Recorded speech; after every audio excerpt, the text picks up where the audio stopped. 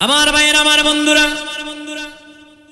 আল্লাহর হাবিব সাল্লাল্লাহু আলাইহি সাল্লাম ইসলামের দাওয়াত দেওয়া শুরু করে দিলেন। এখন থেকে বড় বড় কাফেররা নবীজির বিরোধিতা শুরু করে দিল। চূড়ান্তভাবে একটা কথা বলা বলি শুরু করলো, এরে আরববাসীরা, তোমরা মুহাম্মদ সাল্লাল্লাহু আলাইহি ওয়াসাল্লামের কাছে যাবা না, কারণ মুহাম্মদ সাল্লাল্লাহু আলাইহি ওয়াসাল্লাম নিজের পক্ষ থেকে তোমাদেরকে যেইটা শোনাচ্ছে ওনার নিজের পক্ষ থেকে, এইটা আল্লাহর পক্ষ থেকে নাজিল না, নাজিল না, নাজিল না। আল্লাহ জানাই দে হাবিব,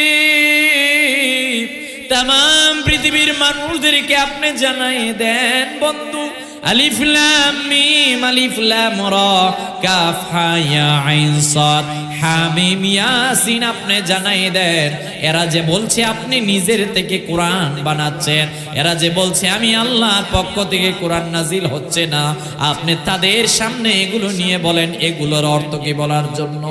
আল্লাহর হাবিব সাল্লাল্লাহু আলাইহি ওয়াসাল্লাম সব আরবের কাফিরদেরকে চ্যালেঞ্জ দিলেন, ওই যে আল্লাহর বাণী, ওয়া ইন কুনতুম ফি রাইবিন মিম্মা নাযালনাহু আলা আবদিনা, আল্লাহ তাআলা এইভাবে যে নাজিল করলেন, যদি পারো কোরআনের মতো একটা কোরআন নিয়ে আসো, যদি পারো কোরআনের একটা সূরার মতো একটা সূরা নিয়ে আসো, যদি পারো একটা আয়াতের মতো একটা আয়াত নিয়ে আসো। চূড়ান্তভাবে এই রকমের হামিম গুলো নবীজির সামনে দিলেন, যদি পারো, পারলে বলো অর্থ কি। সবাই একটা কথাই বলল, ইন্না হাযা লাইসা কালামুল বাশার, এইটা মানব রচিত তথ্য নয়। সব কাফেরেরা এক কথা বলল, বাল হুয়া ইনদাল্লাহ, এইটা আল্লাহর পক্ষ থেকে নাজিলকৃত কোরআন। জোরে জোরে বলেন সুবহানাল্লাহ। আধুনিক বিজ্ঞান বলে science gives us but A partial knowledge of reality. বিজ্ঞান বলে আমরা আংশিক ধারণা দিই, আমার কোরআন বলে আমি কোনো আংশিক ধারণা দিই না।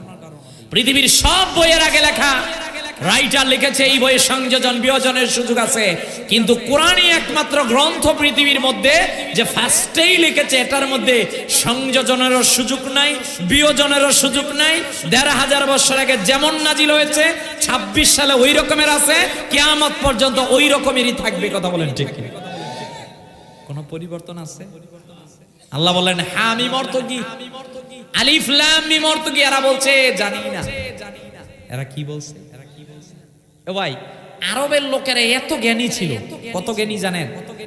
এটা মাঠ না, মারতো না চাচা, এই মাঠ দিয়ে যদি সকালবেলা একটা ছাগল বা বকরি হেঁটে যায়, আপনি কি বকরির পায়ের ছাপ দেখে বলতে পারবেন এটা কার বকরি?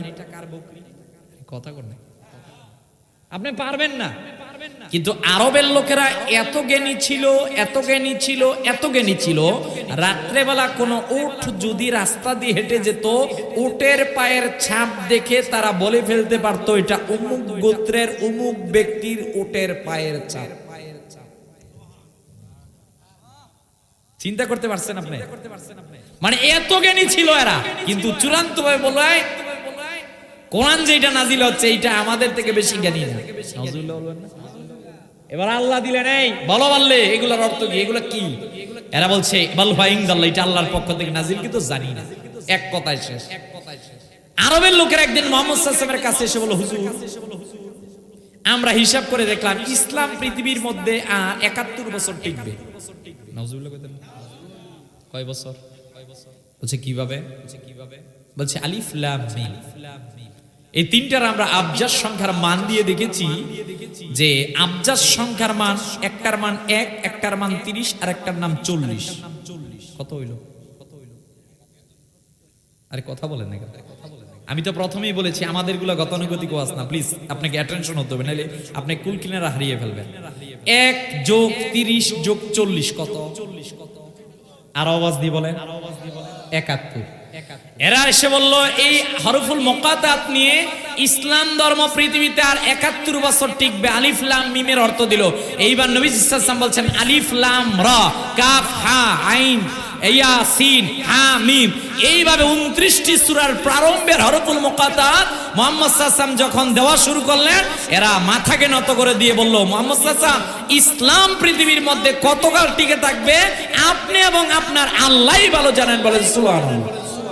এজন্য পিউ রিসার্চ সেন্টার গত বছর রিপোর্ট দিয়েছে আগামী 2070 সালে হিন্দু, বৌদ্ধ, খ্রিস্টান, কনফুসিয়াস সব ধর্মের লোকদেরকে পিছনে ফেলে প্রথম চলে যাবে মুসলমান। আমরা যাব। রাসূলুল্লাহ সাল্লাল্লাহু আলাইহি ওয়াসাল্লাম বলছেন লান তাহলিকাল উম্মাতু নাওয়ান আউয়ালুহা ওয়া ঈসা ইবনে মারইয়াম ফি আখিরিহা ওয়াল মাহদিয়্যু ফি ওয়াসাতিহা। আমি প্রথমে, শেষে ঈসা নবী, মাঝখানে ইমাম মাহদী। আমার উম্মতকে পৃথিবীতে কেউ ধ্বংস করতে পারবে? কথা বলেন, পারবে? আমার ভাইয়েরা, আমার বন্ধুরা, 1 নম্বর আয়াতে আল্লাহ এইভাবে চ্যালেঞ্জ দিলেন। এগুলো পাসওয়ার্ড, কেউ জানে না, কেউ জানে না, কেউ জানে না। আল্লাহর হাবিব সাল্লাল্লাহু আলাইহি সাল্লাম এইবার সাহাবায়ে কেরামদেরকে ডাক দিয়া বললেন, শোনো রে, আল্লাহ নাজিল করলেন ওয়াল কিতাবিল মুবিন। এই পৃথিবীর মধ্যে আল্লাহ সূর্যের কসম খেয়েছেন, চন্দ্রের কসম খেয়েছেন, সময়ের কসম খেয়েছেন। প্রিয় ভাইয়েরা, আমার বন্ধুরা, আমার অপরদানিসীন মা বোনেরা, কেন তাকিয়ে দেখেন না? অসংখ্য জায়গায় আমার আল্লাহ বিভিন্ন জায়গার মধ্যে কসম খেলেন। কসম কি? ধীরতা যেইটাকে বোঝায়। ও আমার ভাইয়েরা, আল্লাহ রাব্বুল আলামিন বিভিন্ন জায়গায় যেমন কসমকে বললেন, রাব্বুল আলামিন সূরা ইয়াসিনের সূচনা লগ্নে বললেন ইয়াসিন ওয়াল কুরআনিল হাকীম ইন্নাকা লামিনাল মুরসালিন।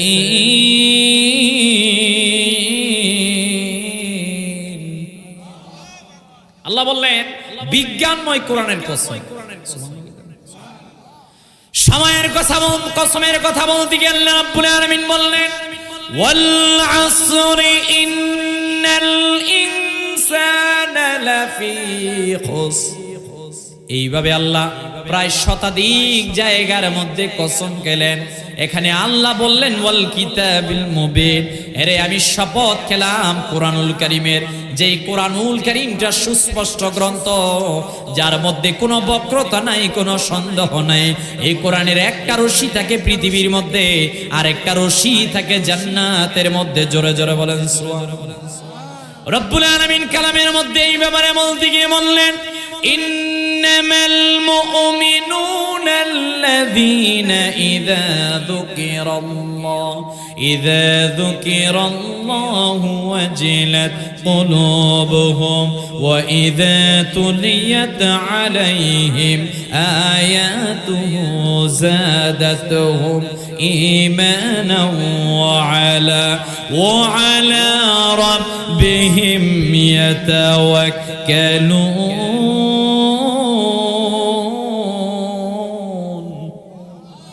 আল্লাহ বলছেন এমন একটি কোরআন নাজিল করলাম, ইন্নামাল মুমিনুনা আল্লাযীনা ইযা যুকিরাল্লাহ ওয়াজিলাত কুলুবুহুম ওয়া ইযা তুলিয়াত আলাইহিম আয়াতুহু যাদাতহুম ঈমানান ওয়া আলা রাব্বিহিম ইয়াতাওয়াক্কালুন। আল্লাহ বলছেন শোনো, যখন তাদের সামনে কোরআনের আয়াত তেলাওয়াত করা হয়, তখন তাদের ঈমানের নূর বৃদ্ধি পেতে থাকে। সুবহানাল্লাহ। হয় না? আরো আওয়াজ দিয়ে বলেন। এ ভাই, এইটা যাওয়ার পর আপনারা যেইভাবে তাকাইছেন, এখানে যদি অ্যাটম বোম পড়তো কি অবস্থা হইতো আপনাদের? কথা বলেন না কেন? আমার দিকে তাকান। মনোযোগ আছে তো? ঘুমাচ্ছেন না তো? জিন্দা সবাই তো? দেখি কে কে জিন্দা নাই তার হাত তোলেন।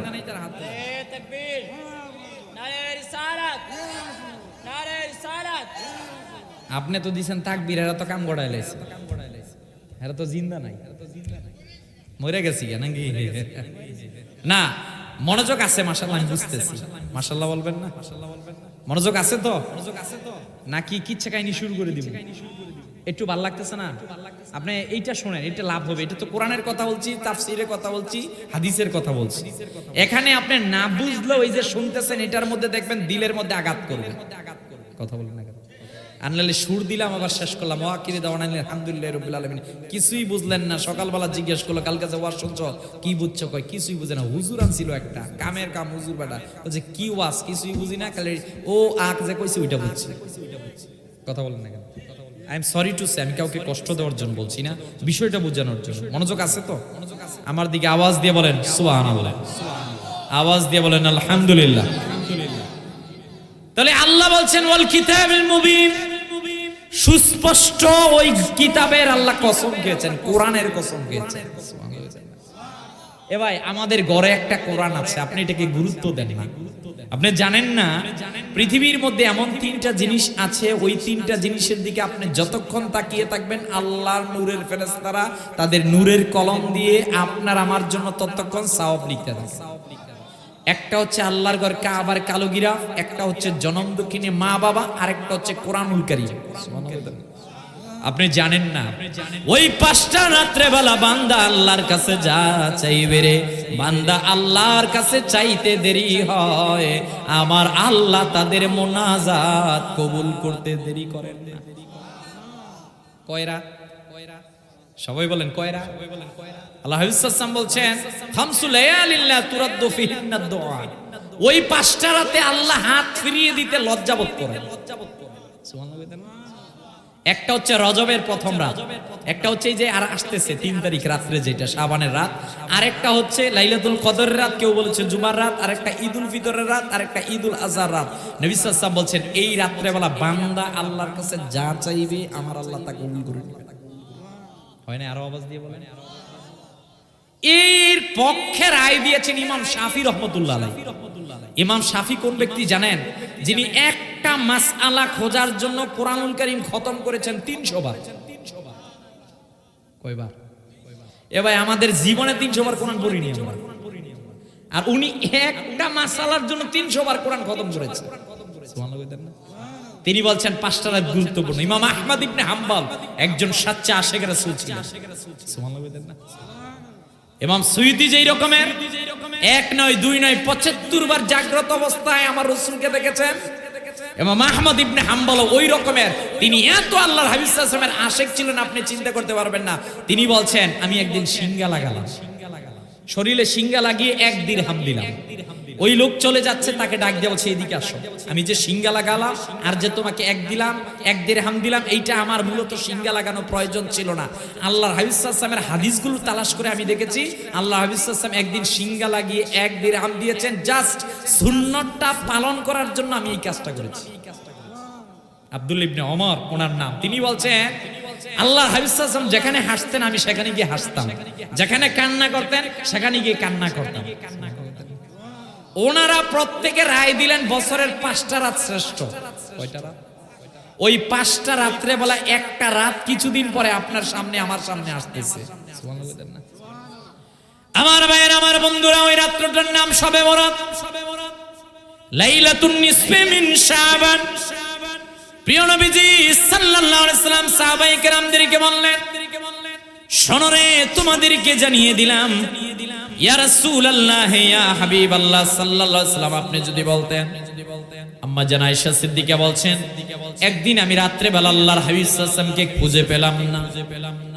আমি গেলাম জান্নাতুল বাকির কাছে, আমি গিয়ে দেখলাম আল্লাহর হাবিব সাল্লাল্লাহু আলাইহি সাল্লাম সেখানে দাঁড়িয়ে তিনি কবর জিয়ারত করছেন।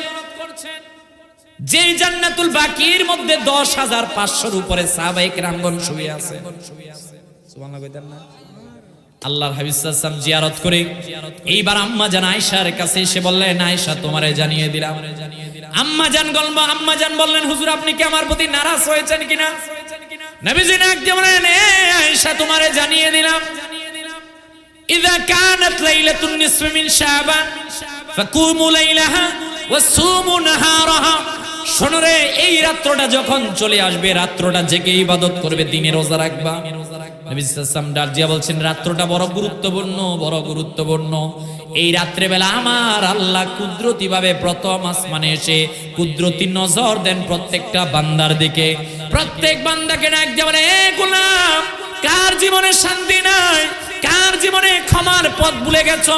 কার ছেলে সন্তান নাই? কার পরিবারে সুখ নাই, শান্তি নাই, বরকত নাই? বলো রে, এই রাত্রে বেলা আমার কাছে চাও। আল্লাহর হাবিব ডাক দিয়ে বলছেন, এই রাত্রটা এত গুরুত্বপূর্ণ, এত ফজিলতপূর্ণ, এই রাত্রে বেলা বান্দা আল্লাহর কাছে যা চায় আমার আল্লাহ এই খাতিরে বান্দার মোনাজাত কবুল করে নেন। লাইলাতুল নিসফি মিন শাবান বা শবে বরাত, এই রাত্রে রাসূলুল্লাহ সাল্লাল্লাহু আলাইহি ওয়াসাল্লাম বলছেন রাত্র জেগে ইবাদত করবে। একটা আমল এই হাদিস থেকে পাওয়া যায়, রাসূলুল্লাহ সাল্লাল্লাহু আলাইহি ওয়াসাল্লাম বলছেন এই রাত্রে কবর জিয়ারত করবা। কি জিয়ারত? আমরা যখন কবর জিয়ারত করতে যাই, আমরা যখন মাজার জিয়ারত করতে যাই, আমাদের একদল ভাইয়েরা আছে, এরা আমাদের বিরুদ্ধে বেদাতের আঙ্গুল তোলে। কথা বলেন না, কিসের আঙ্গুল? প্লিজ, আমি যখন আপনার দিকে আমার চোখ দিয়ে তাকাই, আমি তো দেখি পুরা শরীরে আপনার বেদাত। কথা বলে, আপনি যে নামটা দিয়েছেন আহলে হাদিস সালাফি, এটাও তো বেদাত। কথা বলেন না, আপনি যে আমরা আল্লাহর ওলিদের কাছে গেলে বেদাত হয়ে যায়, আপনি আপনার শায়েখের কবর জিয়ারত করতে গেলে তখন কেন বেদাত হয় না? কথা বলেন, এটা তো আমরা সোশ্যাল মিডিয়ায় দেখলাম। আপনি বলছেন ওলি বলতে আমি কিছু বিশ্বাস করি না। নাউজুবিল্লাহ বলবেন না? আমরা বলি বাবা শাহজালাল ইয়েমিনী রহমাতুল্লাহ আলাইহি যদি বাংলাদেশের মধ্যে না আসতো, তাহলে আপনি আমি আজকে বিধর্মী থাকতাম। ইতিহাস পড়েন, এই ভারতীয় সাবকন্টিনেন্টের মধ্যে সর্বপ্রথম যিনি মুসলমান হয়েছেন, উনি হচ্ছেন কেরালার রাজা, রাজা চেরামন পেরুমল। আল্লাহর হাবিব সাল্লাল্লাহু আলাইহি ওয়াসাল্লাম শাহাদাত আঙ্গুল মোবারক দিয়ে চাপ দ্বিখণ্ডিত করলেন। এই ঘটনা তিনি কেরালা থেকে দেখে, কেরালা থেকে আল্লাহর হাবিব সাল্লাল্লাহু আলাইহি ওয়াসাল্লামের কাছে গিয়ে হাতে হাত রেখে তিনি মুসলমান হলেন। আল্লাহর হাবিব সাল্লাল্লাহু আলাইহি ওয়াসাল্লাম বলেন, তুমি হচ্ছে মালিকুল হিন্দ। পরবর্তীতে এই ভারতীয় উপমহাদেশে, বিশেষ করে বাংলা অঞ্চলের দিকে তাকান, এখানে কোন নবী আসেন নাই, কোন রাসূল আসেন নাই। সর্বশেষ ইতিহাস পর্যালোচনা করলে 4 জন সাহাবীর কথা পাওয়া যায়। একজন আবুল আক্কাস মালিক ইবনে ওহাব, একজন কায়েস ইবনে হুযাইফা, একজন ওয়ারওয়া ইবনে সাআসা, আরেকজন হচ্ছে আবু কায়েস ইবনে হারিস। এই 4 জনের ইতিহাস পাওয়া যায়। এই বাংলা এতদ অঞ্চলে এসেছিল, এছাড়া কোন নবী রাসূলগণ আসেন। আল্লাহ হাবিব সাল্লাল্লাহু আলাইহি ওয়াসাল্লাম চলে যাওয়ার 80 বছর পর 712-তে মুহাম্মদ বিন কাসিম এই ভারতীয় উপমহাদেশ ইসলামের পতাকা আনলেন। প্রিয় নবী মুহাম্মদ সাল্লাল্লাহু আলাইহি ওয়াসাল্লামের পরবর্তীতে 1192-তে খাজা মঈনুদ্দিন চিশতি রাহমাতুল্লাহ আলাইহি আজমিরের মধ্যে পৃথ্বীরাজকে পরাজিত করে ইসলামের দাওয়াত আনলেন। পরবর্তীতে 1204-এ ইখতিয়ার উদ্দিন মুহাম্মদ বিন বখতিয়ার খলজি আনলেন। পরবর্তীতে 1303-এর মধ্যে বাবা শাহজালাল ইয়েমিনী এতদ অঞ্চলের মধ্যে ইসলামের দাওয়াত আনলেন। ও ভাই, আপনি কেন বুঝতে চান না? বাবা শাহজালাল ইয়েমিনী যদি না আসতো, আপনি আমি আজকে আমি হিন্দু থাকতাম। কথা বলেন না কেন? এটা হলো ইতিহাস। আপনি ইতিহাসকে কেমন করে বলে যান? আমরা তো শাবানের মাস আসলে নবী সাল্লাল্লাহু আলাইহি ওয়াসাল্লামের হাদিস থেকে পাই। আল্লাহ হাবিব সাল্লাল্লাহু আলাইহি ওয়াসাল্লামের ভিন্ন হাদিস, قد كنت نهيتكم عن زيارة القبور فقد أذين لمحمد صلى الله عليه وسلم। শোনো, এতদিন পর্যন্ত আমি তোমাদেরকে কবর জিয়ারত করতে নিষেধ করেছিলাম, আজকে থেকে তোমরা কবর জিয়ারত করবে। ফাজুরুহা, তোমরা যখন কবর জিয়ারত করবে, কবরের কাছে গেলে তোমাদের মৃত্যু আর আখিরাতের কথা স্মরণ হবে। কথা কোন নাকি? 10,500 সাহাবী শুয়ে আছেন জান্নাতুল বাকিতে, নবীজি গিয়ে জিয়ারত করছেন। তাহলে কবর জিয়ারত করাটা নবী সাল্লাল্লাহু আলাইহি ওয়াসাল্লামের সুন্নাত। কথা বলেন না? আপনার মা মারা গেছে, বাবা মারা গেছে, ভাই মারা গেছে, আত্মীয় স্বজন মারা গেছে, কবরের কাছে যাবেন না কিছু চাওয়ার জন্য না। কথা কোন নাকি? ওনাদের উসিলা ধরে আপনি এতটুকু দোয়া করতে পারেন। আমরা কবরের কাছে যাই কিছু চাওয়ার জন্য না, সেখানে যাই ওনারা আল্লাহর ওলি ছিলেন, ফুয়ুজাত হাসিল করার জন্য উসিলা ধরে অনেক সময় দোয়া করি, এতটুকু জাস্ট। কিন্তু যিনি শুয়ে আছেন ওনার কাছে কিছু চাই। একদল আমাদেরকে বলে, আমরা বলে কবর পূজারি। নাউজুবিল্লাহ বলবেন। যারা এতকাল আমাদেরকে বললো, আজকে দেখলাম এরা দুর্গা পূজারি। কথা বলেন না কেন? প্লিজ, ভণ্ডদের সাথে আমাদের কোনো সম্পর্ক নাই। মাজার জিয়ারতের জায়গা, কবর জিয়ারতের জায়গা, সেখানে কি আমরা জিয়ারত করি। একবার সূরা ফাতিহা, 3 বার সূরা ইখলাস, সূরা তাকাসুর, আয়াতুল কুরসি, দুরূদ শরীফ, তাওবা ইস্তেগফার বলে এরপর আমরা জিয়ারত করি। এইটা হচ্ছে সুন্নাত। আর যেইটার বিরুদ্ধে এরা আঙ্গুল তোলে ওইটার নাম বেদাত। এ ভাই, আমরা জিয়ারত করতে যাই, তোমরা যেইটা করেছো এইটা হচ্ছে শিরক। কথা বলেন না কেন? আপনি তাহলে এই ঘটনা থেকে একটা বিষয় বুঝতে পারলেন, আমরা এই রাত্রেবেলা মা বাবার কবর জিয়ারত করব। ইনশাআল্লাহ করব না? সবাই বলেন ইনশাআল্লাহ। এরপর নবীজি সাল্লাল্লাহু আলাইহি সাল্লাম বললেন, শোনো, তোমাদেরকে জানিয়ে দিলাম, এই রাত্রটা মহামূল্যবান রাত্র।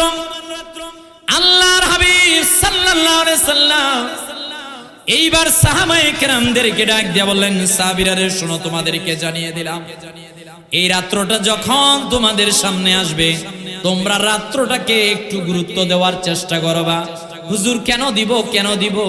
আল্লাহর হাবিব 1 নাম্বার বললেন, এই রাত্রে বান্দা আল্লাহর কাছে যা চায় আমার আল্লাহ সেই মোনাজাত কবুল করে নেন।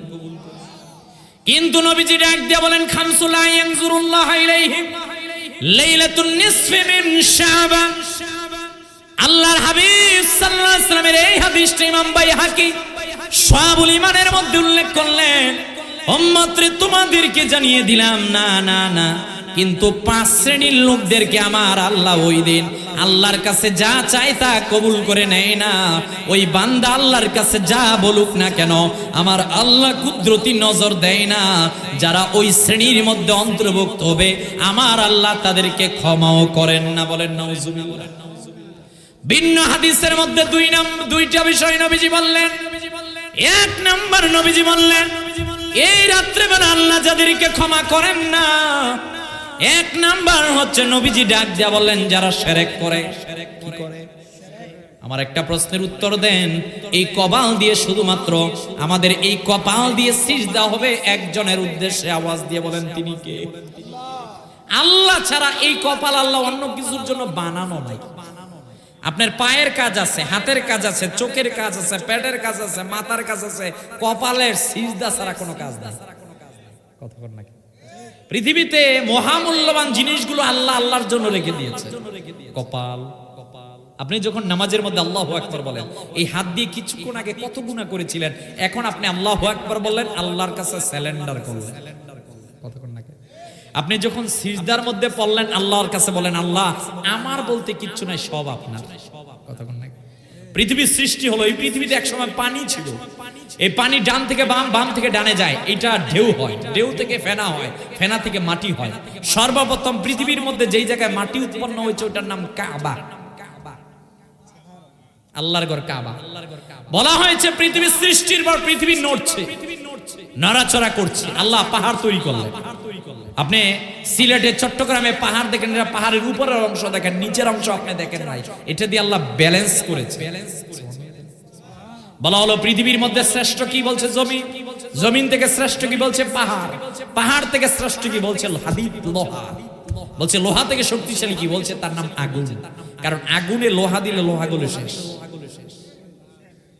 বলা হয়েছে আগুন থেকে শ্রেষ্ঠ কিছু আছে, বলছে আছে তো, জিনিসটার নাম বাতাস। আপনি আগুনে যখন বাতাস দিবেন আগুন থাকবে না নিভবে? এবার বলা হচ্ছে যে আগুনটা নিভে যাবে এক মুহূর্তের মধ্যে। যখন চূড়ান্ত ভাবে নিভে গেল এইবার বোঝা গেল পৃথিবী থেকে সবচেয়ে শক্তিশালী জিনিসের নাম বাতাস। বলা হচ্ছে বাতাস থেকে কি শক্তিশালী কিছু নাই? এবার নবী সাল্লাল্লাহু আলাইহি ওয়াসাল্লাম একদিন জবাব দিলেন, শোনো পৃথিবীর মধ্যে সবচেয়ে শক্তিশালী জিনিসের নাম হচ্ছে বনি আদমের চোখের পানি। 2 ফোঁটা চোখের পানি দিয়ে 3000 বছর যেই আগুন জ্বলেছে, জাস্ট 2 ফোঁটা চোখের পানি দিয়ে 3000 বছরের আগুনকে নিভাতে পারে। আমাদের বাবা আদম মা হাওয়া দুইজন কান্না করেছেন 350 বছর। খতিব কাস্তালানী মাওয়াহিবুল্লাহ দুনিয়ায় উল্লেখ করলেন 350 বছর কেঁদে ওনাদের চোখের পানি এক পাল্লায়, সব নবী রাসূল কিয়ামতের শেষ ব্যক্তি পর্যন্ত সবার চোখের পানি যদি আরেক পাল্লায় দেওয়া হয়, আমাদের মা আর বাবার চোখের পানির পাল্লা ভারী হয়ে যায়। এজন্য দামি জিনিসের নাম কপাল, দামি জিনিসের নাম চোখের পানি, দামি জিনিসের নাম হচ্ছে মা বাবার হাতের দোয়া, দামি জিনিসের নাম হচ্ছে আল্লাহর কাছে সিজদায় পড়া, দামি জিনিসের নাম হচ্ছে হালাল রিজিক। এগুলো কখনো ছাড়বে? কথা বলেন ছাড়বে? শবে বরাতের রাতে আল্লাহ সবার দোয়া কবুল করেন, কিন্তু এমন কিছু লোকদের দোয়া কবুল করেন না যাদের দিকে আল্লাহ তাকানো না। এর মধ্যে এক শ্রেণী হচ্ছে যারা শিরক করে। কি করে ভাই? আপনি আমাকে বলেন সিজদা হবে একজনের উদ্দেশ্যে, তিনি কে? লা তুশরিক বিল্লাহ, আল্লাহর সাথে শিরক করা যাবে না। আদম থেকে ঈসা সব নবীর দিকে তাকান, প্রত্যেকের শরীয়ত আলাদা। ঈসা নবীর শরীয়তে যেটা জায়েজ আমাদের জন্য ওইটা হারাম। ঈসা নবীর শরীয়তে মদ খাওয়া জায়েজ ছিল, আমাদের শরীয়তে খাই না তো আমরা কেউ। আবার মদ খাওয়া কি? সব নবী রাসূলগণ এক নাম্বার লা ইলাহা ইল্লাল্লাহ, আল্লাহ ছাড়া কোনো মালিক নাই। মুহাম্মদ সাল্লাল্লাহু আলাইহি ওয়াসাল্লাম ইমামুল মুরসালিন খাতামুন নবীন। 3 নাম্বার ইবাদত ফিল্লাহি ওয়াহদা, 4 নাম্বার সালাত, 5 নাম্বার আখিরাত। সব নবী রাসূলরা বলেছে এই 5টা বিষয় নিয়ে কোনো আমাদের মতবিরোধ নাই, এই 5টা বিষয়ে ঐক্যমত সবাই বলেছেন, বলেন সুবহানাল্লাহ। এর মধ্যে একটা বিষয় হচ্ছে আল্লাহর সঙ্গে শিরক করা যাবে, এজন্য খেয়াল রাখতে হবে। রাস্তায় চলছেন আপনি, একটা অটো গাড়ি দিয়ে কুটি চৌমুহনী যাবেন, ড্রাইভারটা ভালো ছিল বিধায় একটা অ্যাক্সিডেন্ট থেকে আপনি মুক্তি পেয়ে গেছেন, বাড়িতে এসে বাড়ির কাছে সবার কাছে বলতেছেন, বাবা রে বাবা, আজকে ড্রাইভারটা এতই ভালো ছিল, ড্রাইভারের কারণে আমি আজকে বড় বিপদ থেকে রক্ষা পেয়েছি। আপনি বলবেন না এই কথা, আপনি বলবেন ড্রাইভারের উসিলায় আল্লাহ রক্ষা করেছে। কথা বলে ডাক্তারের দোকান থেকে আপনি ঔষধ আনলেন, আপনি বলছেন হায় রে হায়, এমন জ্বর এসেছিল, প্যারাসিটামল যদি আজকে এটা না খাইতাম এইটার কারণে আজকে বেঁচে গেছি। না, আপনি এই কথা বলবেন না, আপনি বলবেন আল্লাহ রক্ষা করেছেন, প্যারাসিটামল মাঝখানে ছিল উসিলা। কথা বলেন না কেন? বিষয়গুলো ছোট্ট, কিন্তু এগুলো বলা যাবে না, এগুলো আস্তে আস্তে আপনাকে শিরকের দিকে ধাবিত করবে। কথা বলেন না কেন? প্রিয় ভাই, ইমানদারের মূল তো ঈমান, ইমানদারের মূল হচ্ছে এক। কি ভাই, 1000 লিখতে একের পরে কয়টা শূন্য? টেনশনে পড়ে গেছেন না? কয়টা?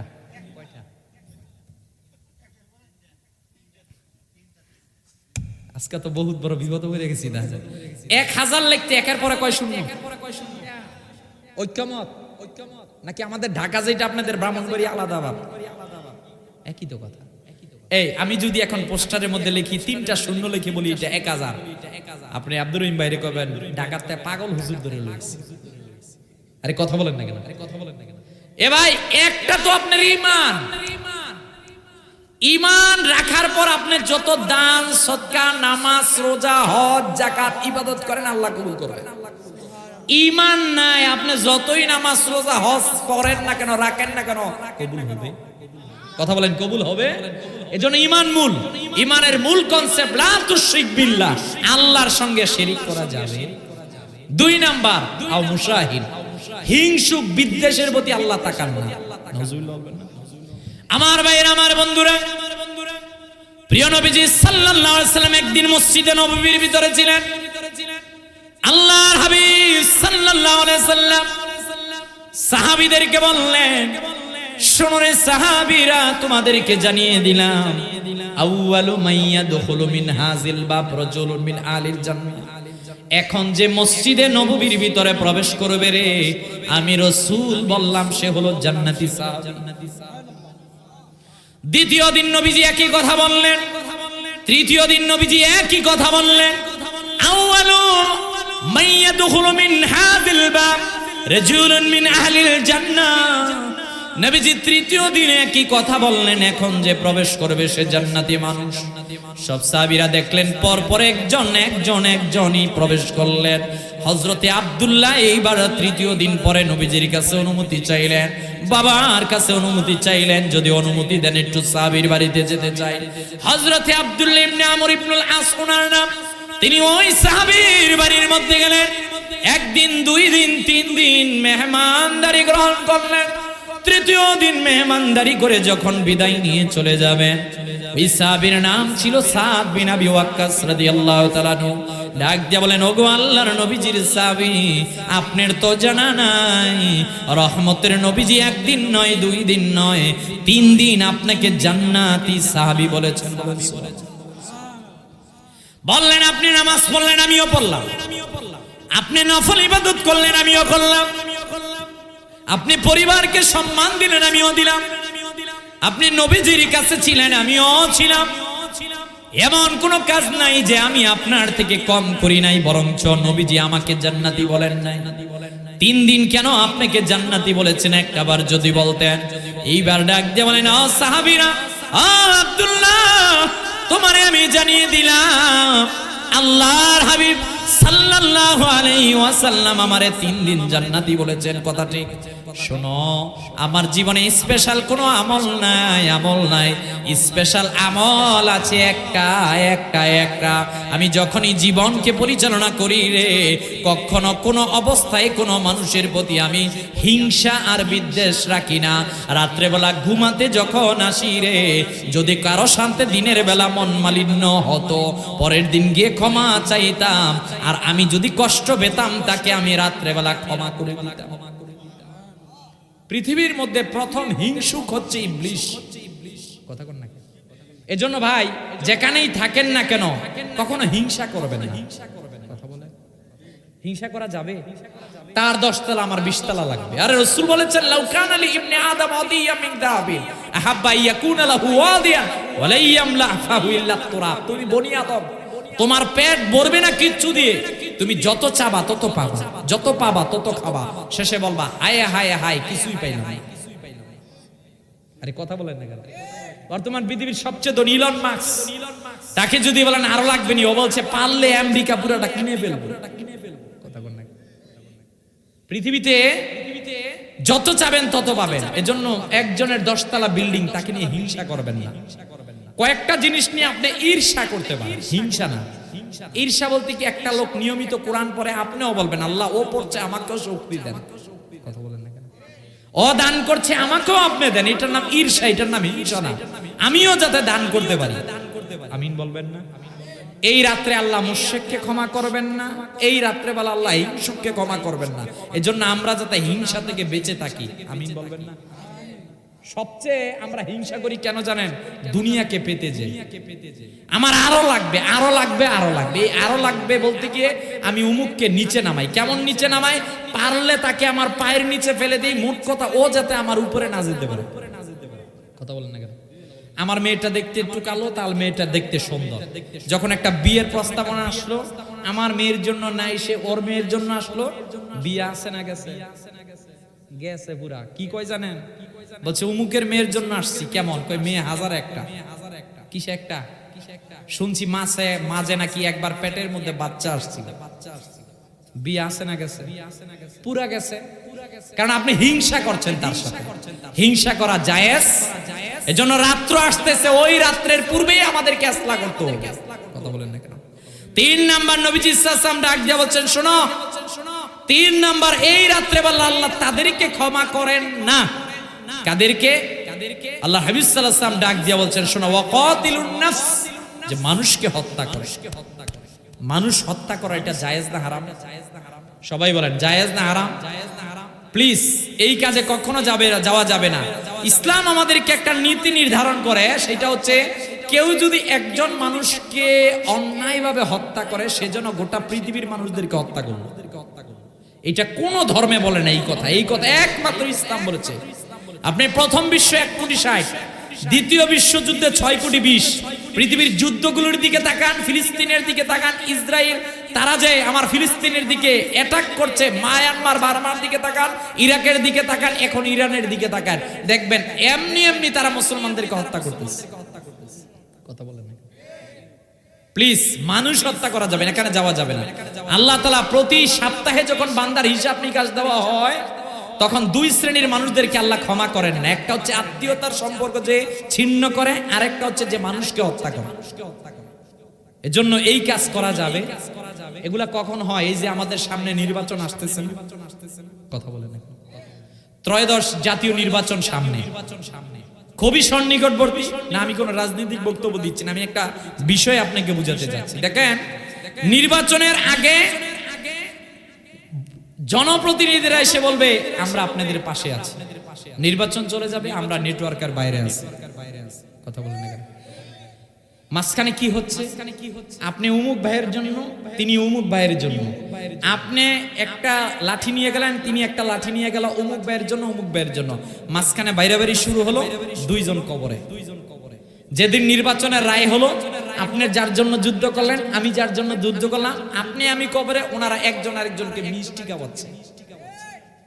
কথা বলেন না কে? মাঝখানে কি হলো? মাঝখানে আপনি আমি কবরে।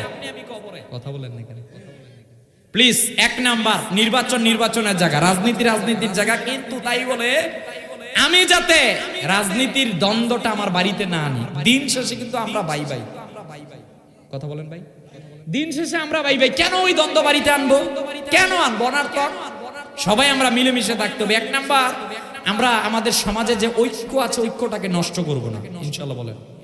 2 নাম্বার, আমাদের সমাজে এমন এমন মানুষ দেখা যায় যারা সামান্য 500 টাকার বিনিময়ে, 1000 টাকার বিনিময়ে কুরবানি ঈদের সময় যেমনি ছাগল গরু কিনি, কুরবানি ঈদের এই নির্বাচনের আগের রাত্রেবেলা ও 500-1000 টাকার বিনিময়ে তার ভোটটা বিক্রি করে দেয়।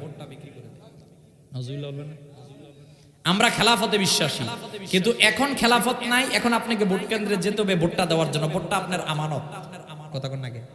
আপনি ভোট দিচ্ছেন মানে এইটা বলছেন উনি সৎ, উনি যোগ্য, উনি ইনসাফকারী, উনি দুর্নীতিবাজ না, উনি সমাজের ভালো মানুষ, তিনি রাষ্ট্রে ক্ষমতায় গেলে আমার এলাকা উন্নত হবে। আপনি যে সামান্য 1000 টাকার বিনিময়ে তাকে না দিয়ে একটা খারাপ মানুষকে দিলেন, অনির্বাচনে বিজয় হয়ে 1000 কোটি টাকা খাইয়া লাইব আপনার টাকা। কথা বলেন না কেন? এই জন্য আমরা সামান্য 500-1000 টাকার বিনিময়ে আমাদের হাতে যে আমানতটা কি ধ্বংস করে দিব? কথা বলেন, ধ্বংস করে দিব। 3 নাম্বার, ধর্মের যে অপব্যাখ্যা আমাদের এই বাংলাদেশের নির্বাচনের আগে হয়, পৃথিবীর কোন রাষ্ট্রে হয় না। কথা বলেন না। বাংলাদেশের মধ্যে ধর্মের আগে যে ধর্মের অপব্যাখ্যা হয়, আপনাকে এখন জান্নাতে যাওয়া সহজ। কথা বলেন না। প্লিজ, না না না না, এগুলো তো হচ্ছে না। আপনি 5% ভোটের জন্য কেন ঈমানকে বিক্রি করবেন? কথা বলেন না কেন? আপনি ঈমান বিক্রি করবেন না ভাই। আমি যেটা আপনাদেরকে বুঝাতে চাচ্ছি সেটা হচ্ছে নির্বাচনের জায়গায় থাকবে। তবে আমরা প্রথম দেখব লোকটা আলেম কিনা, লোকটা ভালো কিনা, লোকটা ইনসাফকারী কিনা। আমি যদি এই না দেই তাহলে আমার একটা ভোটের কারণে যদি একটা লোক আজকে নির্বাচিত হয়ে সংসদের মধ্যে যায়, আখেরাতে কিন্তু আমাকে আল্লাহর কাঠগড়ায় দাঁড়াতে হবে। কথা বলেন না কেন? আমি বলছি এই নির্বাচনের আগে দেখবেন মানুষ হত্যা বেড়ে গেছে না? আপনি যদি এই মানুষ হত্যাটাকে কমাতে পারেন, উনিও তো আমার ভাই, আমি ওনাকে কেন হত্যা করবো? ওনার সাথে আমার দ্বন্দ্ব আছে না ভাই? আল্লাহর হাবিব সাল্লাল্লাহু আলাইহি ওয়াসাল্লাম আমাদেরকে নীতি দিলেন, চোর চুরি করলে তার হাত কেটে দাও। ওসামা রাদিয়াল্লাহু তাআলা এসে বলেন, হুজুর আপনি যে বনু মাখজুমি গোত্রের মহিলার হাত কাটার রায় দিলেন, এটা করলে তো আমরা একটু লজ্জাবোধ করে যাই। রাসূলুল্লাহ সাল্লাল্লাহু আলাইহি ওয়াসাল্লাম রাগান্বিত হয়ে গেলেন। তুমি কি আজকে বলতেছো ইসলামের আল্লাহর বিরুদ্ধে আমাকে দাঁড়ানোর জন্য? ওয়াল্লাহি লাউ আন্না ফাতিমা বিনতে মুহাম্মদ সাল্লাল্লাহু আলাইহি ওয়াসাল্লাম সারাকাত লাকাতাতু ইয়াদাহা, আজকে যদি এখানে আমার মেয়ে ফাতেমাও এই দোষ করত, আমি মুহাম্মদ সাল্লাল্লাহু আলাইহি ওয়াসাল্লাম রায় দিতাম তার হাত কেটে দিতাম। সুবহানাল্লাহ কইতেন।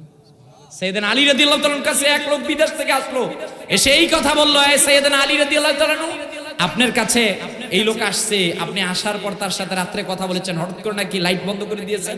বলছে যে আমার সাথে যতক্ষণ রাষ্ট্রীয় বিষয়ে কথা বলেছে ততক্ষণ আমি তার সাথে কথা বলেছি, যেই মাত্র সে রাষ্ট্রীয় বিষয় বাদ দিয়ে ব্যক্তিগত আলাপ শুরু করে দিয়েছে তখন আমি লাইট বন্ধ করে দিয়েছি, কারণ ব্যক্তিগত আলাপের ক্ষেত্রে রাষ্ট্রীয় কোনো সম্পদ ব্যবহার করা জায়েজ। কথা বলেন জায়েজ? সাইয়েদনা আলী রাদিয়াল্লাহু তাআলা সবার ঘরে আলো জ্বালালেন, কিন্তু ওনার ঘরে আলো জ্বলে। এজন্য মাই হাম্বল রিকোয়েস্ট, নির্বাচন সামনে, একজন আরেকজনের পিছনে কাদা ছোড়াছুরি করবেন না। সবাই কিন্তু আমরা ভাই ভাই। নির্বাচনের পরেও আমাদেরকে ঘরের মধ্যেই আবার আসতে হবে এক কাতারে।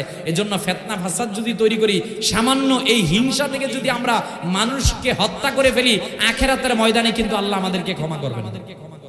কথা বলেন না কেন? আমার ভাইরা, আমার বন্ধুরা, তাহলে এই রাত্রেবেলা আল্লাহ মুশরিকদেরকে ক্ষমা করবেন না?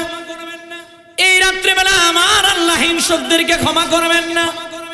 এই রাত্রেবেলা যেই ব্যক্তি মানুষদেরকে হত্যা করে তাদেরকেও ক্ষমা করবেন না? প্রিয় নবীজি সাল্লাল্লাহু আলাইহি ওয়াসাল্লাম এইবার ডাক দিয়ে বললেন, শোনো রে, তোমাদেরকে জানিয়ে দিলাম 4 নাম্বার, ওয়াকাতিলুর রাহিম, যারা আত্মীয়তার সম্পর্ক ছিন্ন করে তাদেরকেও আল্লাহ ক্ষমা করবেন না। আত্মীয়তার বন্ধন এটা খুব গুরুত্বপূর্ণ। আপনার পরিবারে আপনার বোন আছে, আপনার বাড়িতে বোন আছে, মানে আপনার জন্য আল্লাহ রহমত নাজিল করতেছে। কথা বলেন না কেন? আমাদের সমাজে দেখা যায় কোন বোন যদি বাইরের বাসার মধ্যে আসে, বোনটা যখন বাড়িতে ঢুকে আমাদের বাবিদের মন খারাপ হয়ে যায়। কথা বলেন না কেন?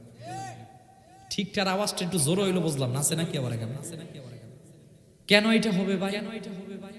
আজকে যে এই ভাবি এই ঘরে এসেছেন, তিনি যতটুকু ক্ষমতা রাখেন বোনটাও ততটুকু ক্ষমতা রাখে। কথা বলেন না? আর যদি কোন ক্রমে এসে বলতে পারে, ভাই আমার স্বামীর তো টাকা পয়সা নাই, একটু যদি বাবার সম্পদ থেকে ইসলামী যেটা নির্দেশ দিয়েছে একটু সম্পদ দিতা, ভাই ডাক দিয়ে বলবে, শোনো নাই তুমি এই কথা এখনো জানো না মাসালা, অংশ নিলে ধ্বংস হয়ে যাবে। নাউজুবিল্লাহ বলবেন না? কে আপনাকে এই কথা শিক্ষা দিয়েছে অংশ নিলে ধ্বংস হয়? বেটা, ইসলামের নির্দেশ, বাবার সম্পত্তিকে মেয়ে সম্পত্তি পাবে, এটা আল্লাহর আইন। আল্লাহর হাবিব সাল্লাল্লাহু আলাইহি ওয়াসাল্লাম ডাক দিয়ে বলছেন, শোনো, যে আত্মীয়তার সম্পর্ক ছিন্ন করবে এটা কবিরা গুনাহ। এটা কি গুনাহ? রাসূলুল্লাহ সাল্লাল্লাহু আলাইহি ওয়াসাল্লাম বলছেন, লা ইয়াদখুলুল জান্নাহ, যে আত্মীয়তার সম্পর্ক ছিন্ন করবে সে জান্নাতে যাবে না। এটা কার কথা? আমার নবীজি সাল্লাল্লাহু আলাইহি ওয়াসাল্লাম হাদিসের মাধ্যমে জানালেন, ওই যে শেষ কথা, এইটা বৃহস্পতিবারে বান্দার আমলনামা দেওয়া হয়। আল্লাহ তাআলা সবার উপরে খুশি হলেও সবাইকে ক্ষমা করে দিল, যারা আত্মীয়তার সম্পর্ক ছিন্ন করে তাদেরকে ক্ষমা করেন না। তাহলে আমাদের যাদের ভাইয়ের বোনের সাথে সম্পর্ক নাই, একজন আরেকজনের সাথে সম্পর্ক নাই, প্লিজ সম্পর্কগুলো মিটমাট করেন, তাহলে আল্লাহ খুশি হবেন। প্লিজ সম্পর্ক ছিন্ন করার মধ্যে কোনো বরকত নাই, সম্পর্ক ধরে রাখার মধ্যে বরকত আছে। কথা বলেন বাবা, ধরে রাখবেন, এইটার মধ্যে বরকত আছে। এরপর রাসূলুল্লাহ সাল্লাল্লাহু আলাইহি ওয়াসাল্লাম বলছেন, যাদের দিকে আল্লাহ এই রাত্রেবেলা ক্ষমা করবেন না, যারা টাকনুর নিচে কাপড় পরে। টাকনুর নিচে কাপড় পরা মানে নিজেকে অহংকার প্রদর্শন করা। আমাকে একটা প্রশ্নের উত্তর দেন, অহংকার কি আমাদের শরীর দিয়ে মানায়? কথা বলেন না।